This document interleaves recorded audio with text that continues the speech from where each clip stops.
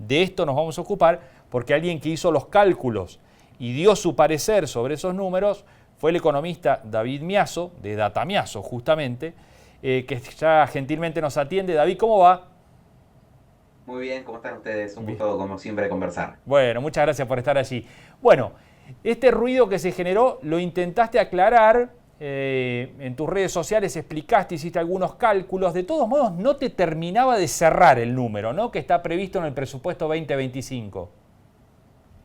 Efectivamente, en el presupuesto 2025 el gobierno estimó la recaudación de derechos de exportación en 10,7 billones de pesos, lo cual significa un 100% de incremento respecto a la recaudación que estimó para 2024. Apenas salió, como al mismo tiempo el gobierno estimaba un aumento de tipo de cambio de solamente un 18% y un incremento de exportaciones del 9%. Todo el mundo salió a decir, che, es inconsistente. Si el tipo de cambio va a crecer un 18 y sobre eso un 9 las exportaciones, la base imponible sobre la que se cobra el derecho de exportación no debería estar tan lejos del 28% de incremento. ¿Cómo vas de ese 28 al 100? Eso es un poco lo que generó ruido en un primer instante, en un primer momento. Y rápidamente el gobierno dijo que no estaba pensando en un incremento de derechos de exportación. Entonces, bueno, ahí yo lo que hice fueron los números y digo, bueno, a mí los números 2025, con los supuestos de tipo de cambio del gobierno, los precios actuales y lo que hoy pensamos que puede ser la producción, me da 8,8 billones de recaudación, lo cual respecto a 2024 es un más 65%. ¿Por qué sigue siendo más 65 versus un 28 que a priori estaría justificado con el resto de los supuestos? Porque 2024 fue especialmente bajo para el nivel de cosecha que tuvimos porque se adelantaron pagos de derechos de exportación hacia finales de 2023, Ujú. producto de que se estaba esperando devaluación, se estaba esperando suba de derechos de exportación eventualmente para trigo y maíz, entonces por alguna presión también del gobierno anterior, entonces hubo adelantamiento de registro de exportaciones, porque las empresas para poder exportar tienen que hacer una declaración jurada de ventas al exterior y tienen que pagar de manera anticipada los derechos de exportación. Entonces, los exportadores, previendo que o podía haber aumento de derechos de exportación y seguramente iba a haber devaluación, se apuraron, e incentivados por el gobierno por una cuestión de recaudación, se apuraron a pagar derechos de exportación. Entonces, en dicho de otra manera, parte de los derechos de exportación se deberían haber pagado en el 24, se terminaron pagando en el 23, entonces hacía que el punto de base fuera demasiado bajo. Ahora, mi más 65 con el más 100 del gobierno, sigue siendo un poco más lógico, pero sigue habiendo una distancia Claro, nos que faltan yo, 35 puntos, ¿no? exactamente, yo creo que ha sido un error de cálculo, ha sido una sobreestimación en alguna de las variables, creo que simplemente ha sido un error de cálculo del gobierno, que bueno, el gobierno después salió a decir esto que el 2024 había sido bajo, lo que vos quieras, pero bueno, al 100 yo por lo menos con mis cuentas no llegué. Das por hecho que no está en la cabeza de ningún funcionario del gobierno y del presidente aumentar alícuotas para cubrir ese 35, ¿no? No, no, si bien lo salieron a decir rápidamente, yo desde el primer momento no creí que viniera por ahí el tema, porque la verdad es que la producción hoy necesitaría bajar derecho de exportación más que tener posibilidad de subir. Así que eso de entrada lo descarté y después el gobierno de alguna manera lo confirmó que no estaba en los planes. Además, para subir derecho de exportación necesita una ley y sabemos que en el Congreso tiene minoría, así que también lo veíamos muy improbable por ese lado. David, ¿cómo analizas el resto de las variables principales, por lo menos que se conocieron del presupuesto 2025? Esto que decías vos, ¿no? La proyección de inflación del 18,3, que sería una baja muy abrupta, teniendo en cuenta que Sería muy este año, positivo, digamos. claro, que terminará 110, 115% este año. Pero además hay otras pautas de crecimiento, el 5%, el dólar oficial a 1.207. ¿Lo ves realizable a ese esquema presupuestario?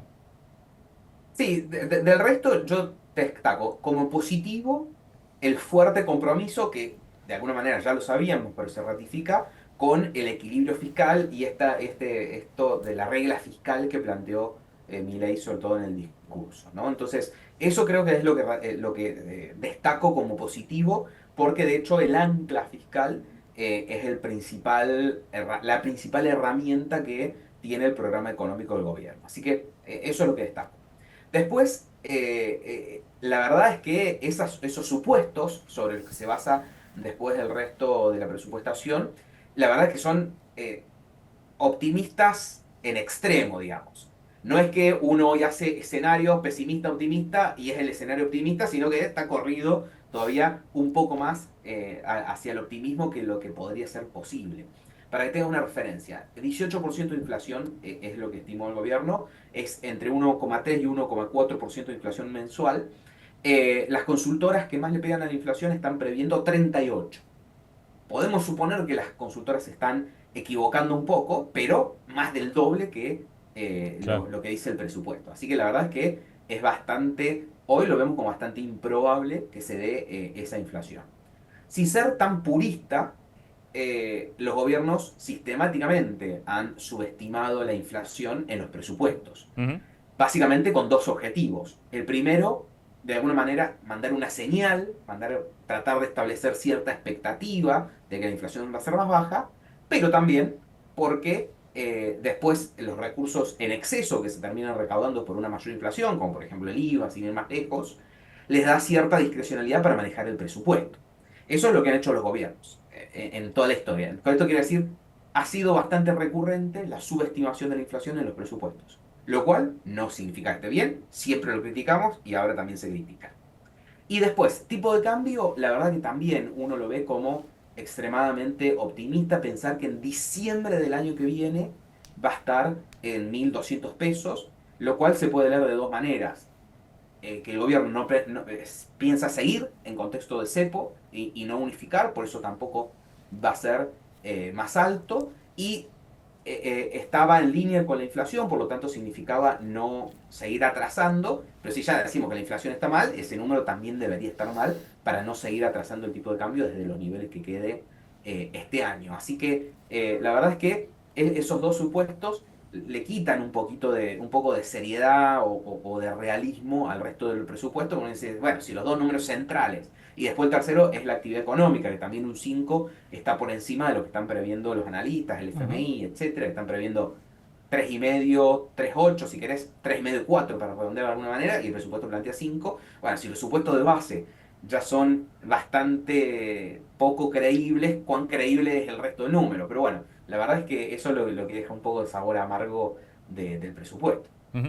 David, aprovecho la última y te vuelvo al tema agropecuario. Recién hablábamos, bueno, con un representante de la Bolsa de Cereales de Córdoba, que seguramente viste ayer emitió un informe diciendo que la mayoría de los cultivos en Córdoba van a terminar con rentabilidad o tienen hoy rentabilidad negativa.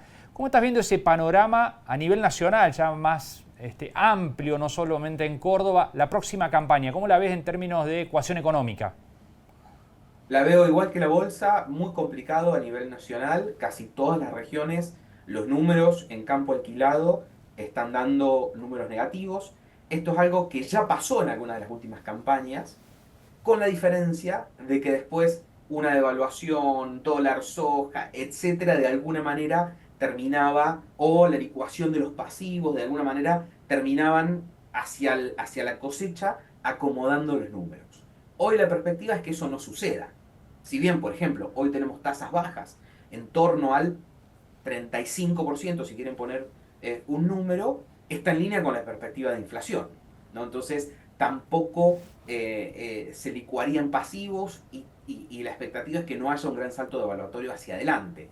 Entonces, a esto voy con que por ahí algunos productores te dicen, bueno, no es la primera vez que voy a sembrar con números negativos, ¿no? Que me meto la siembra con números negativos, sí, pero otras veces era esperando que se acomodaran los melones hacia adelante y hoy creo que esa situación no se va a dar, a menos que esperemos tener alguna buena noticia de precios internacionales, que hoy no está tan presente, si bien tuvimos alguna recuperación por tasas de la Fed, sequía en Brasil, etcétera. No es que estamos viendo un quiebre de tendencia que vamos a un ciclo de precios mayores, ¿no?